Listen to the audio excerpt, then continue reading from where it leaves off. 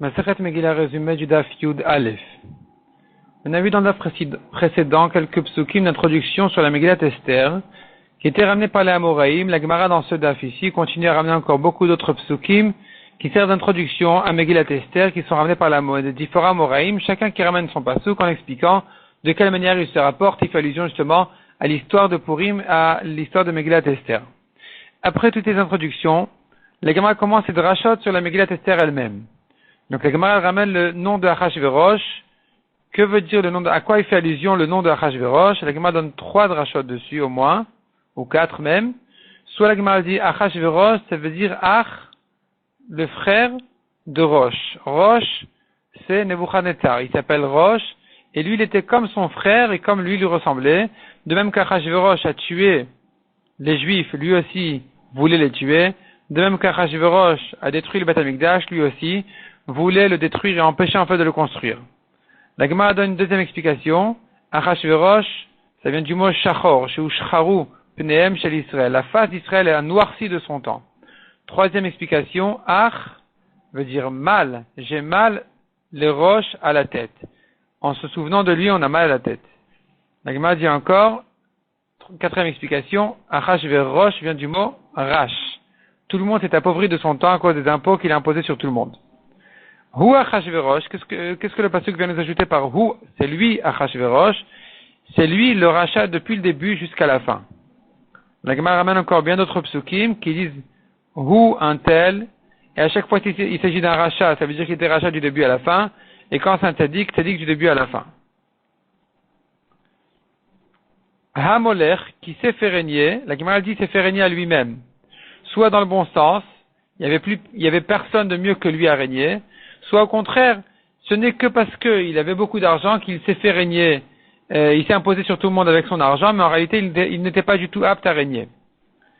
Mais Odou va de Couche, il régnait depuis Odou jusqu'à Couche, soit dit la Gemara c'était aux deux bouts du monde, pour dire qu'il régnait d'un bout à l'autre, soit c'était 2 villes voisines, pour nous dire que de même qu'il est facile à régner sur ces 2 villes en même temps, de la même manière il régnait d'un bout du monde à l'autre.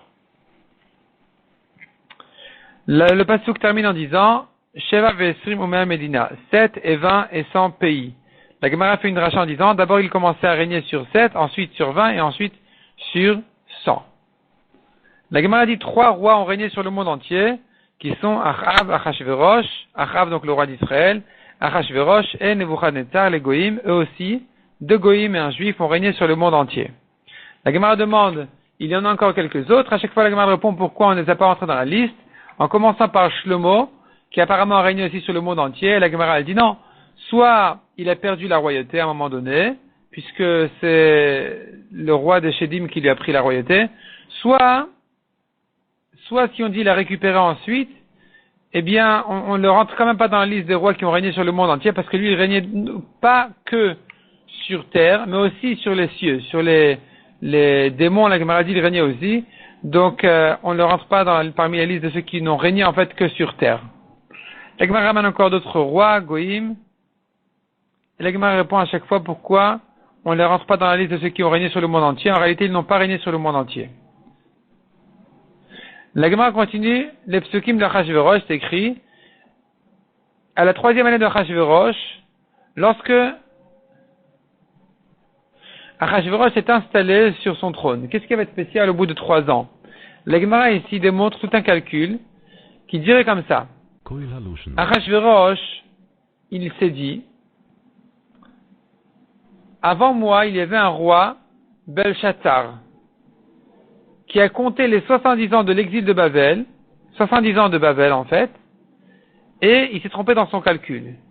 Lui croyait que les 70 ans de Babel sont terminés et que les Juifs donc ne seront plus libérés puisque finalement ils ne sont pas sortis à temps, au bout de 70 ans. Et donc il s'est dit ça y est, c'est fini, je les ai. Et il s'est permis de sortir les ustensiles du Beth Amikdash pour faire une fête en les utilisant. Il a été puni et tué le jour même, la nuit même. Achashverosh dit, moi je fais un autre calcul qui commence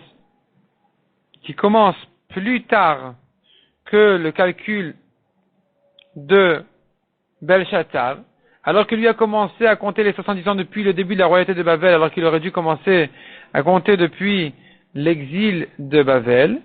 qui a eu lieu 8 ans plus tard, puisque ces 8 ans sont passés maintenant, entre Belshazzar et Achashverosh, il y a encore 8 ans qui sont passés, à sa troisième année, les 8 ans sont terminés, même à la deuxième, il s'est dit, ça y est, c'est fini pour eux, je peux sortir les ustensiles du Beth Amikdash, les utiliser, effectivement, c'est ce qu'il a fait, et voilà que le Satan a dansé parmi eux, il a tué Vashti, donc il a puni.